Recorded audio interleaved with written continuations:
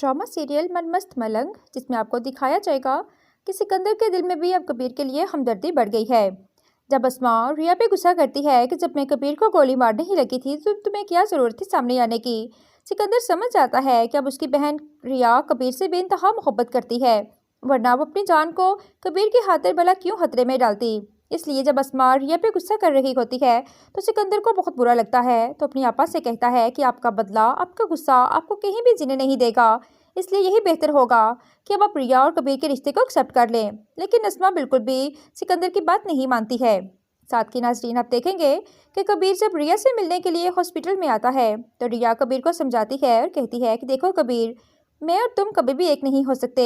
हम माना कि एक दूसरे से मोहब्बत करते हैं, लेकिन हमें अपनी मोहब्बत को यहीं पे ख़त्म कर देना चाहिए, वरना जो आज हुआ वैसे ही होता रहेगा। तो कबीर रिया को समझाता है और कहता है कि रिया, मैं जानता हूँ कि तुम मुझसे मोहब्बत करती हो, अगर तुम मुझसे मोहब्बत नहीं करती होती तो तुम मेरी खातिर अपनी जान को कभी भी खतरे में नहीं डालती।